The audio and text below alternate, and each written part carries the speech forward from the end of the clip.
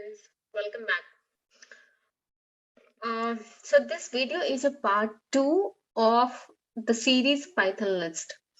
Please make sure to watch the previous video, that is part 1, before watching part 2, which is the current video. This video is an extension.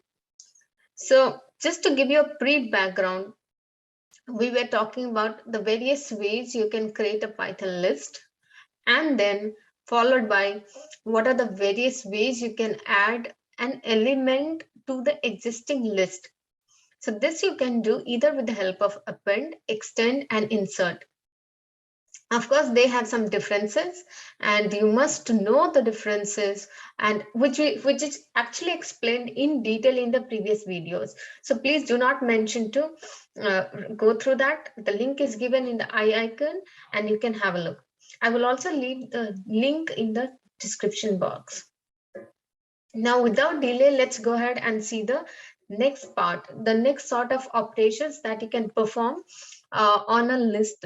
So if you wish to add an element, like as I gave an example in the previous video, that you have maybe a list of employees and you want to a new employee got added to your organization, or basically joined your organization, and you have to append the details of the employee. So you can do, I think, either with extend, or you can do with the append, or you can also do with insert. Now, at the same time, let's say the one of the old employees actually leaving your organization. So you need to now remove the details of that particular employee. How can you do that? Well, to do that, Python has provided two inbuilt methods called remove and pop. But there is an additional Python function called del. Okay, so del you'll not see whenever you do dot tab option, but del can also be used. So let's start with first remove. Remove and pop, both of them eventually removes an element from a list. However, remove does it by taking the value. So an element has two attributes, a value and a position. So if you want to remove an element by its value, you can actually use that remove for that. And if you want to remove an element by its position, then you can make use of pop. Starting with remove, have a look. So I'm doing these operations in the same part of the list where we finished. So if you have already watched the part 1, you should be able to connect with this too. So in my part 1, I had inserted, and this was the last list object that I have. I can display again to show you like what is the current context or elements of the list. So these are the one, okay? Now, if you see, one of the element is Python, right? And I want to delete that. Okay, I want to remove this Python element from my list. So I'm doing that right now with the help of remove. So very simple, inside my remove, I gave the exact word. Please keep in mind, Python is a case sensitive language.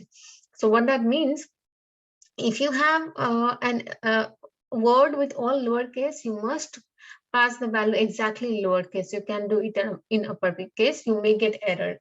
How do you know that? Okay, I'll give you an example. So let me give you first an example. Let's say I want to remove this P. Okay, so what I'm going to do is my lst.remove and capital letter P. Now, if you see, we don't have any such element with caps letter P, but if I run that, it gives me an error. Okay, what is the error called? It's a value error. And what that means, it's saying that, look, the value what you are passing to remove, that is not available in the list, and hence you are getting this error. Okay, but the moment I give a small letter P, it will work. Okay, although I do not want to work on this, so I'm going to comment that, and I'll show you with an example on Python. So if I call remove with, okay, once more, just on your demand, I'm calling to remove Python with first letter capital P. And if you see, we don't have any such element in the list. So if I run that, it gives me a value error similar as before. The moment I make it a small letter P and then run it, the operation is done, and you don't have Python as a member of the list You see, it's simple. Okay, so what did you understand from it? If you try to remove something which is not an element of the list, your remove will give you an error, exception basically. Okay, otherwise it will remove and then your list will be updated with the new set of remaining elements. It's simple. Okay, let's see the next one, pop. So as I said, pop does similar operation, but by taking the position of an element rather than its value. So a lot of the time you may not be knowing the value, but your operation is more focused on position. For example, let's say the employee could be anything. I just want to remove the last employee, whoever joined most recently. Okay, maybe let's say you are doing a random layoff in your organization, and in this time you do not want to remove a specific employee but anybody who joined recently. So your criteria to remove is anyone who joined most recently. Okay, so that would be somewhere available to the end of the list. So I want to remove the employee from the employee list. Okay, how can you do that? Very simple. If you just call pop, pop can be called without an argument also. So by default, it has an last index as an argument. That means whichever is the last element of your list, that will be removed off. Okay. And if I run this, what will happen? You see the last element is n. Okay. This is the latest sequence. So last element is n. That will be removed off. Have a look. You don't have n any longer. So now, but if you want to remove, let's say specific to a particular position, you can decide whichever position. By default, the position is the last position, okay? But let's say I want to remove maybe T. Okay, T is at which position? Or let's say 4.6, anything is fine, okay? So 4.6 is actually a position 1, index 1, position 2, index 1. I get that and I run it, done. 4.6 no longer exists. Okay, simple. All right. In addition to remove and pop, we also have del. Okay, so del is a Python function. It's not specific to list operation. So del can also be used to delete a value at a specific position. And how do you call that? The syntax is very simple. Del keyword and followed by your list object and the position which you want to delete. Now, how this is useful? Okay, I'll give you an example. First, have a look. You see at position 2, what you had at position 2, you had, oops, that's being removed off. Another example of this is in the above case, like remove and pop, you can remove just one value maximum at a time. If you have to remove more than one value, you need to call it twice or more, so many number of times. Okay, but with a del, the disadvantage is you can actually remove a lot of values at the single call. So let's say I want to remove this 4 or this 2 highlighted stuff. There are 2 elements. Okay, so 1 2, it's called 1 2 3. Okay, now why I'm calling 1 2 3, it's okay if you don't understand it. As of now, let's say my intention is to remove this 2. Is it happening or not? Let's have a look. So we are deleting multiple elements at a time. Okay, done. I forgot to display that. Let me display it below. Operation is done. Now I'm displaying and you see, you don't have those 2 elements. They are totally removed off. So another advantage of del is that you can delete any number of elements with a single call of del if you know it. Okay, if you want otherwise just one element, you also have remove and pop. They just remove one element at a time. If you have to remove multiple elements, you need to call it in a loop. Make sense? Clear? All right. Let's go ahead and see the next operation on a list, and that is accessing an item. Let's understand its significance. So when it can be useful. So let's say now the operation that you want to perform is just a read operation. You do not want to do any modification. You do not want to add anything. You do not want to delete anything. Rather, you just want to read. For example, you are a manager and you are curious to know who are the current employees in your organization. So you just want to display the content of the list. Okay, now when I say display the content of the list, each elements have two properties or two attributes, you see, a position and value. So you may be doing that maybe randomly, like randomly I want to see the details of last element or last employee, or randomly I want to check the details of the first employee, or maybe to a specific position, right? It totally depends on business problem at hand at that point of time. So multiple scenarios can build up. So what, let's understand what is available to us to overcome or to basically handle all these scenarios in Python. So there is something called indexing. Indexing is helpful whenever you want to fetch the details of one specific element, okay, or one specific item at a specific index position. So you can do that with indexing. And there is another thing called slicing. When is slicing useful? Whenever you want to see the information of a sequence of elements at a time, you can make use of slicing. Now here, this is an example of a slicing, okay?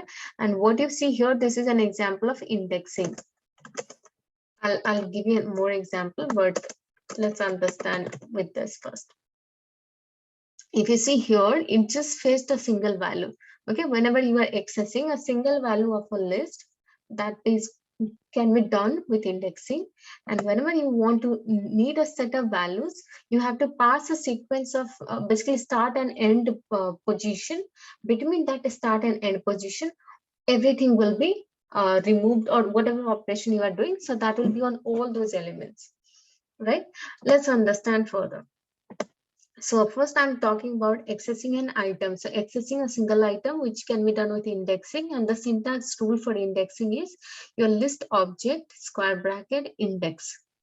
Index is the position of that particular value.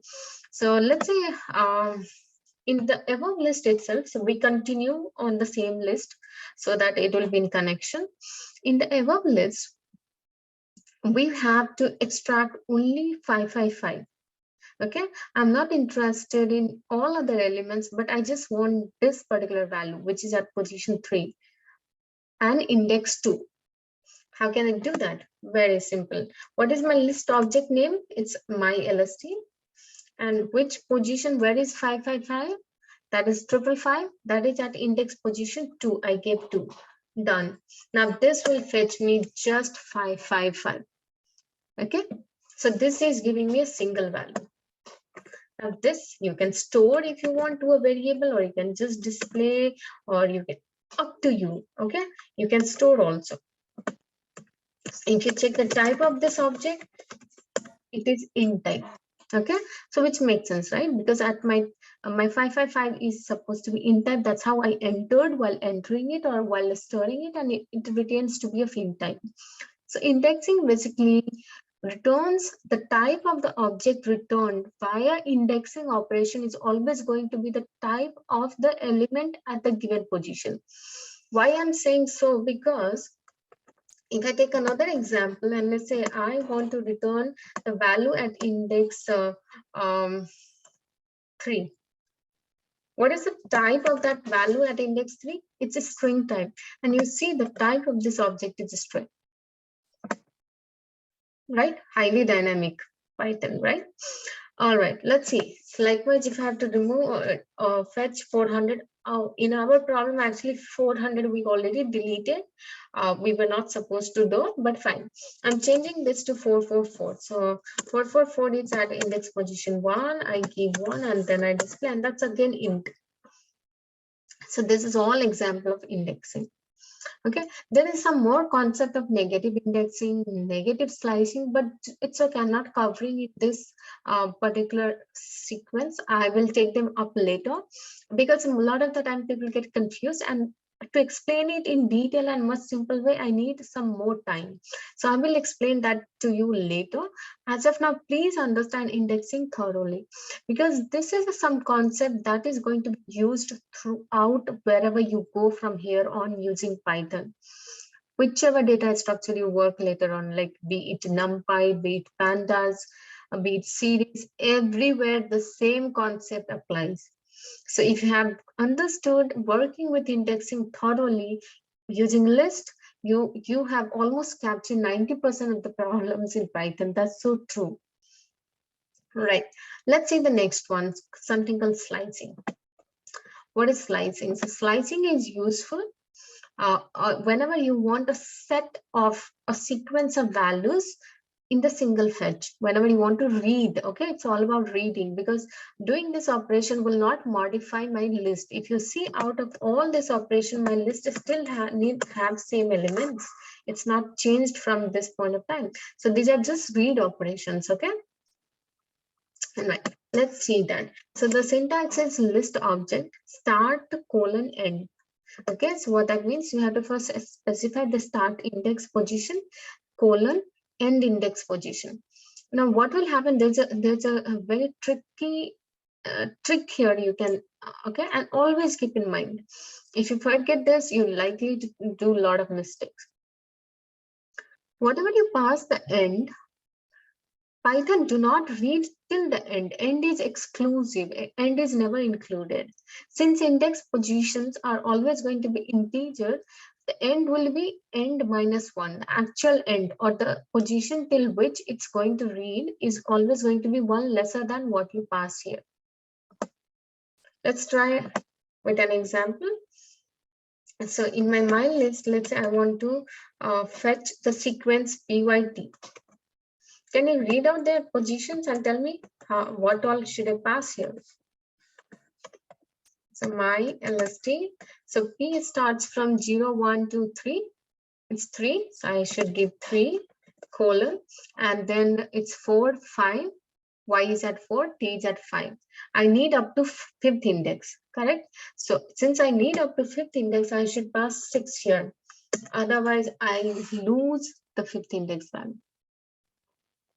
In other way, you can understand, one lesser the index is nothing but position, equivalent position. Okay, another information you can see is the output object from a slicing operation is always going to be a list object. The object returned here is a list. How do you know it's a list? Very simple. Visually, you can see it's a square bracket. Value separated by comma enclosed within a square bracket. Make sense? Okay, so if you have a question, what if you want to fetch random elements like maybe 4 and then 0 and put it them as a list? Can I do that through slicing? No. Slicing works only if the values are placed consecutive with each other in a sequence. If they're out of sequence, slicing do not work. Then what works? Concatenation. Now, what is concatenation? I'm not going to discuss in this video, but if you need the information, just leave me a message in the comment. I will try to come up a new video on that, because that itself is a huge topic and I will have to really give a significant time on that. Make sure you don't get confused. Okay. All right, let's see the next scenario or next set of operations that you want to do on a list. So before that, I'm going to display the latest content of the list object called mylist. And this is the latest content to it. Now, there could be a scenario where you have to actually modify the details. So let's say, for example, again, you have a list of employees, and for one of the employees, you have given some hike or incentive or bonus, and you have to now revise the current salary. So you have to actually modify it, right? So how do you do that? So you can do that via modification operation. And what is the rule for that? The rule is very, very, very simple. You have to first index out the value that you want to modify, and then assign back the new value that you want to assign at that position. Done. It's simple. Take an example.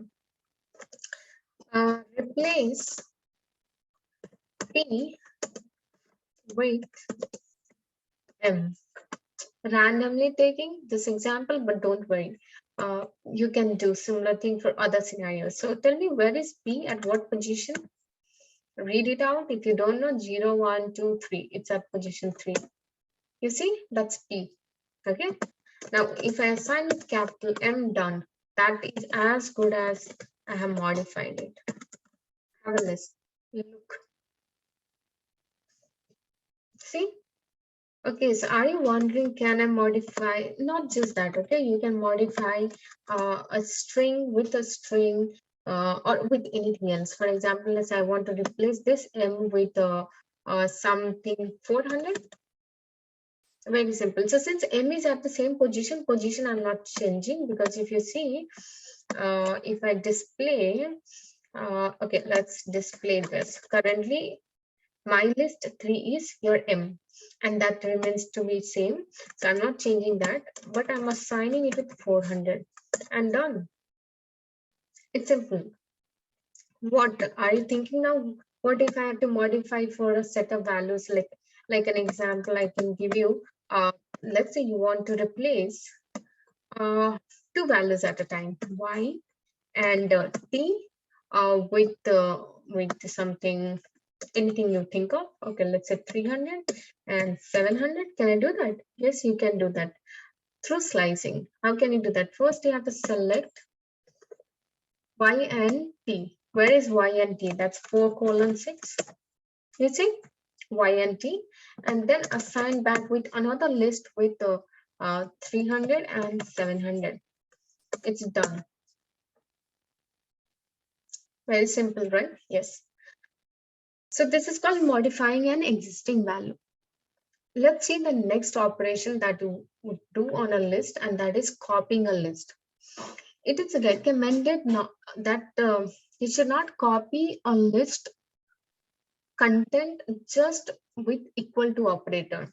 For example, I say copy underscore lst equal to my lst. This is not recommended. Okay, I know if I do, technically it will work, but logically this is wrong. Why? Okay, I'll leave you again a small code snippet with which you can verify that why I'm saying so. But this is not recommended. Okay, never ever do that.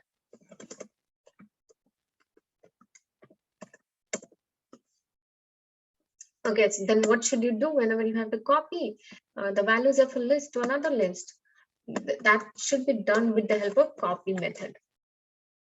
Just call dot copy, and then you go ahead and print the value of copy list. You are done. You have the same information in copy list what you had in my list.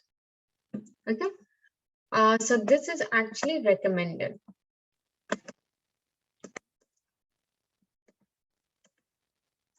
This is called copy by value, and this is called copy by reference. So this is not recommended. Okay, right. Let's see the next operation. Okay, so this is the content of your my list currently. Okay, Yasha. Now you are asked for some reason to reverse it. Reverse every elements of the list. You have to reverse. How can you do that? There are 2 ways you can do. One, you can do with the help of reverse method, and the second approach very frequently you'll see on internet will be this, the square bracket operator. Let's understand how. So my list dot reverse. You see, we have a reverse method, and after reverse is done, and then I'm displaying my elements. You see, every elements are reversed. Let me reverse it back, and this time I'm reversing it back to the original form with the square bracket operator. Now, okay, so if you're wondering, see, reverse has not happened. Why so? Because I have not written back after reverse back to my original data. Now you see, it's reversed back. Okay, so what is the difference between reverse and square bracket operator? So reverse overrides your original data structure or data content, whereas your square bracket approach, colon negative sign, do not do that. You have to explicitly assign back your list to actually reverse it. Is that clear? Awesome. Let's see the operation, next operation, and that is sort the elements using sort. So whenever you have to sort the elements of a list, you can do that with sort method. Mostly it's not recommended to call sort on a list where the elements are of mixed type. Obviously, because sort operations are not designed to work with a mixed type of elements, but on a numeric data. So I'm creating some dummy, let me say, S list, and I give some values 2, 1, 3, 6, 7, and so on. And I have to sort this out. Very simple. lst.sort done. And then you can print your data. lst. You see it's sorted. Yes, by default, your sort is going to sort in ascending order. If you have to do it in descending order, you have to set this parameter as true, reverse equal to true. Let me show you another example.